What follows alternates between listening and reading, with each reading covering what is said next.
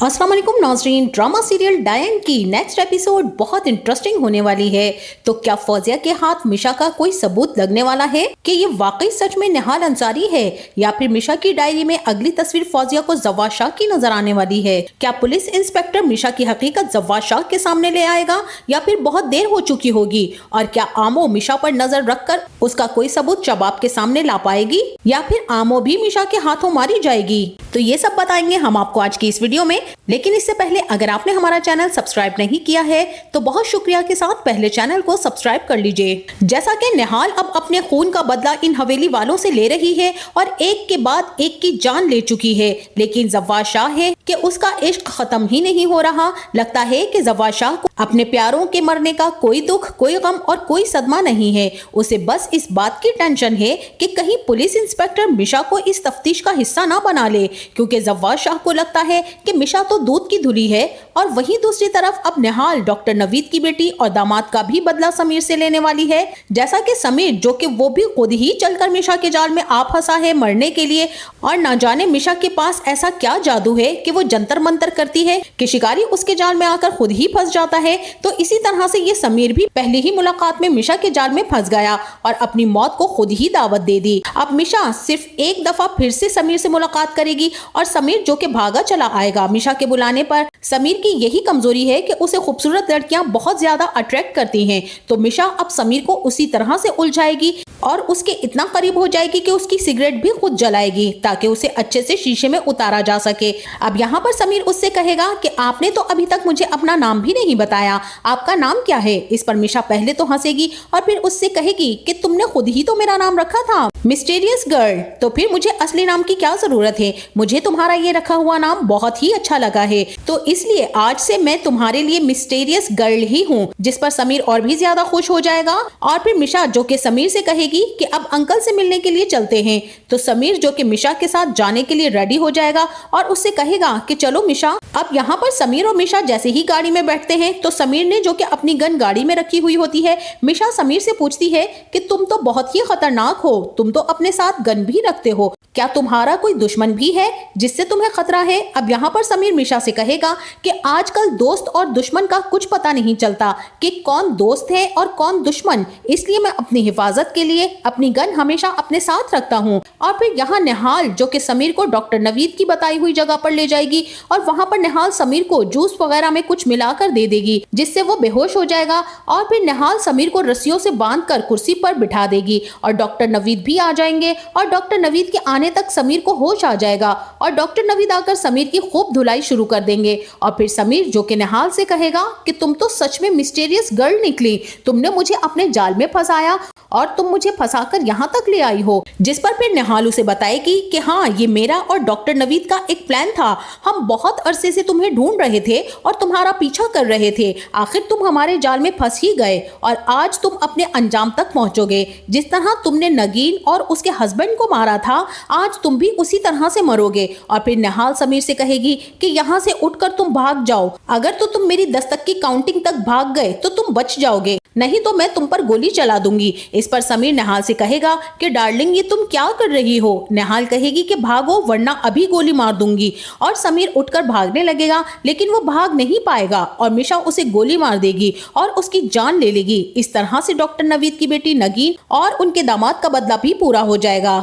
और इसी के साथ वहीं दूसरी तरफ अब शबाब जो कि अपने घर की मुलाजिमा आमो को मिशा की निगरानी पर लगा चुकी है और उसे एक भारी रकम लिफाफे में रखकर देती है और उसे कहती है कि आमो, अब तुम्हारी वफादारी का इम्तिहान शुरू हो चुका है कि तुम हमारे साथ कितनी वफादार हो, और इसके बदले में तुम्हें मुंह मांगी रकम भी मिलेगी और तुम्हें एक अच्छा सा इनाम भी मिलेगा। शबाब आमो से कहेगी कि अब तुम्हें घर के किसी और काम को करने की जरूरत नहीं, तुम्हें सिर्फ और सिर्फ मिशा पर नजर रखनी है कि वो कहाँ जाती है, कहाँ से आती है, किससे बात करती है और घर में क्या क्या करती फिर रही है। उसकी एक हरकत पर तुम्हें नजर रखनी है और तुम उसकी हर हरकत के बारे में मुझे आकर बताओगी, क्योंकि अब शबाब मिशा को जवाद शाह के सामने बेनकाब करना चाहती है कि हमारे घर में जो कुछ भी हुआ इस सब के पीछे इसी मिशा का हाथ है। शबाब को भी अब फौजिया की बात पर यकीन आने लगा है कि ये मिशा नहीं, सच में निहाल अंसारी ही है, इसलिए अब शबाब मिशा को बेनकाब करना चाहती है। और वहीं दूसरी तरफ अब फौजिया की भी यही कोशिश है कि वो मिशा मिशा की हकीकत को जान सके, ताकि किसी न किसी तरह से इस मिशा का सच सामने आ जाए। फौजिया जो कि मिशा के कमरे की उसकी गैर मौजूदगी में एक एक चीज को चेक कर रही होती है कि कहीं से उसके खिलाफ कुछ मिल सके या ये पता चल जाए कि ये मिशा नहीं निहाल है। तो फौजिया जहां उसके कमरे की तलाशी ले रही होती है तो वहां पर उसको एक डायरी मिलती है और उसमें मिशा ने इस घर के तमाम अफराद की तस्वीर रखी होती हैं जिनको अभी उसने मारना है। उनके ऊपर उसने रेड क्रॉस लगाया हुआ होता है। तो फौजिया जैसे ही उस डायरी को खोलती है, उसमें तस्वीरें देखती है तो फौजिया के तो होश ही उड़ जाएंगे, क्योंकि अगला निशाना अब इस जव्वाद शाह का है। वो जव्वाद शाह की तस्वीर को देखती है कि इसके ऊपर रेड क्रॉस लगा हुआ है। फौजिया ये देखकर बहुत ज्यादा घबरा जाएगी और परेशान हो जाएगी और वो ये जान जाएगी कि इसका शक बिल्कुल दुरुस्त निकला। जकिया, जावेद और आमिर की मौत के पीछे इसी मिशा का हाथ है। तो फौजिया फिर जाकर ये सब कुछ शबाब को बताएगी और उसे ये भी बताएगी कि अब अगली मौत जो हमारे घर में होने वाली है वो जव्वाद शाह की है। और इस तरह से फौजिया तमाम असलियत मिशा की शबाब को बता देती है और शबाब ये सारा कुछ सुनकर बहुत ज्यादा परेशान हो जाएगी। और शबाब ने इसीलिए फिर आमो को इस काम के लिए लगाया हुआ होता है कि वो मिशा की निगरानी कर सके। शबाब जब आमो को ये कहती है तो फिर आमो भी मिशा के बारे में बहुत कुछ शबाब को बताती है और वो ये भी शबाब को बताती है कि उसे भी मिशा पर ही शक है। आमो शबाब को बताएगी कि बड़ी बेगम साहिबा, मैंने मिशा को बहुत मर्तबा किसी से फोन पर बातें करते सुना है और वो छुप छुप कर बातें कर रही होती है। और इसी के साथ वहीं दूसरी तरफ जव्वाद शाह जो कि अब जमीनों पर जाता है और फैक्ट्रियों का भी विजिट करता है। वहां फिर जव्वाद शाह उन तमाम गरीब लोगों से मुआवजत भी करता है कि उनकी सैलरीज उन्हें इतने महीनों से नहीं मिली हैं। जव्वाद शाह उन लोगों को बताता है कि मेरे पास से वो तमाम चेक लिए गए जो तुम लोगों की सैलरीज मिलनी थी, लेकिन आगे तुम लोगों को नहीं दिए गए, तो इसके लिए मैं तुम लोगों से बहुत ही ज्यादा माजरत चाहता हूँ।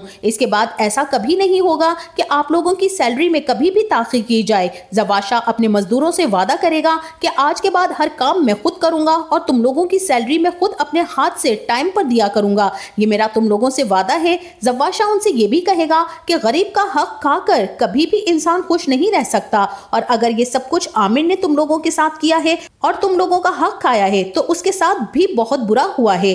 वो भी अपनी इसी लालच की वजह से अपनी जान से हाथ धो बैठा है। फिर जव्वाद शाह जब घर आ जाएगा और जव्वाद शाह अकेला बैठा होगा तो मिशा भी जव्वाद शाह के पास आ जाएगी ताकि उसका दिल बहला सके, ताकि उसका शक किसी तरह से भी मेरे ऊपर ना आए। अब यहाँ पर मिशा तो बहुत ही मीठी मीठी और प्यार भरी बातें जव्वाद शाह से करेगी, क्योंकि जव्वाद शाह को मारने से पहले मिशा हर सूरत शबाब को तलाक दिलवाना चाहती है। तो मिशा फिर जव्वाद शाह से यही बात करेगी कि शादी के दिन बहुत करीब आ चुके हैं, जब भी शादी की बात आती है तो कोई ना कोई हादसा पेश आ जाता है इस घर में। मिशा जव्वाद शाह से ये भी कहेगी कि कहीं ऐसा ना हो कि हमारी शादी हो ही ना सके। मिशा जव्वाद शाह से कहेगी कि मुझे तो अब बहुत ज्यादा डर लग रहा है कि हम पता नहीं एक हो भी पाएंगे या नहीं। जिस पर जव्वाद शाह मिशा से कहेगा कि मिशा तुम परेशान नहीं हो, तुम्हें टेंशन लेने की कोई भी जरूरत नहीं है, सब कुछ ठीक हो जाएगा और इंशाल्लाह हम बहुत जल्द शादी भी कर लेंगे।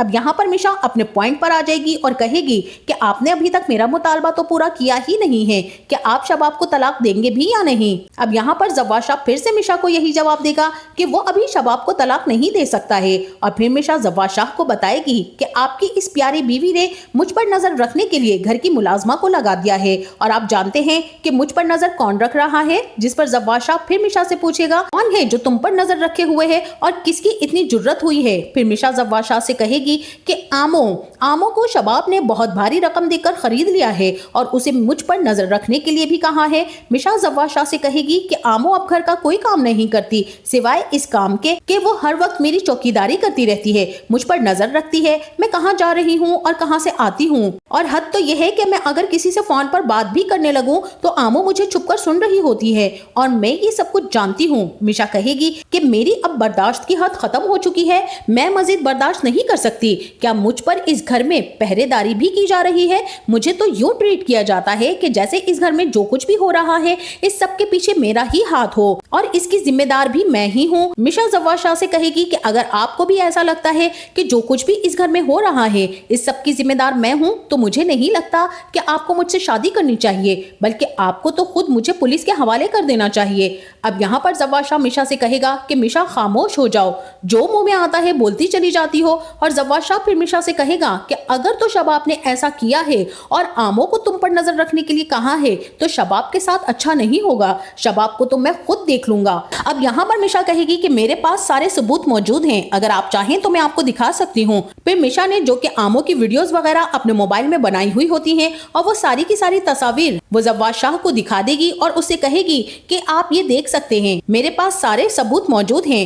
जव्वाद शाह वो सबूत लेकर शबाब के पास पहुंच जाएगा और बहुत ही गुस्से के साथ शबाब से पूछेगा कि ये सब क्या है, आमो मिशा का पीछा क्यों करती है, क्यों उस पर नजर रखती है, क्या ये सब कुछ तुमने उसे करने के लिए कहा है? लेकिन यहाँ पर शबाब के पास जव्वाद शाह को देने के लिए कोई भी जवाब नहीं होगा। शबाब नजरें झुकाए खड़ी होगी और फिर जव्वाद शाह शबाब से कहेगा कि शबाब अब बस बहुत हो गया है, अब मैं थक गया हूँ तुम्हारी ये हरकतें बर्दाश्त करते करते, मैं मजीद बर्दाश्त नहीं कर सकता, तुम्हें अब इस घर से जाना होगा, अब तुम इस घर में नहीं रह सकती हो। अब यहाँ पर जव्वाद शाह शबाब को तलाक दे देगा और फौजिया जो कि चीखती चिल्लाती रह जाएगी जव्वाद शाह के आगे हाथ बांध देगी कि जव्वाद शाह शबाब को तलाक नहीं दो, ये लड़की तुम्हें अपने जाल में फंसा रही है, ये एक चालबाज लड़की है। फौजिया जव्वाद शाह से कहेगी कि ये मिशा नहीं निहाल है और ये हम लोगों से बदला लेने के लिए आई है, जिस पर जव्वाद शाह फौजिया से कहेगा कि ये निहाल कैसे हो सकती है, क्या तुम होश में तो हो और वो किस चीज का बदला लेने के लिए वापस आएगी, हमने उसके साथ ऐसा क्या किया है? जिस पर फौजिया फिर अपना मुंह बंद कर लेगी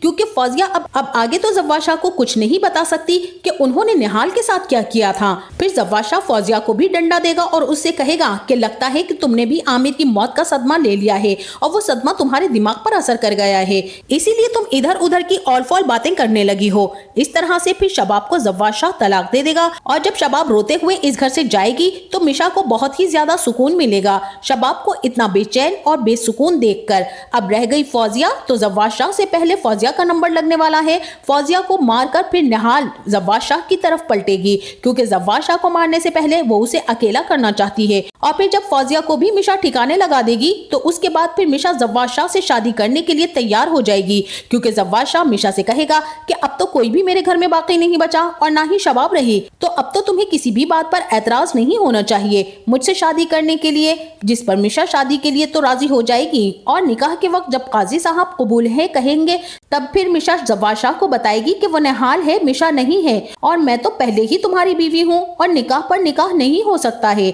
तो इस तरह से फिर मिशा काजी साहब को वहां से चलता कर देगी और जव्वाद शाह के तो होश उड़ जाएंगे कि ये मिशा निहाल कैसे हो सकती है।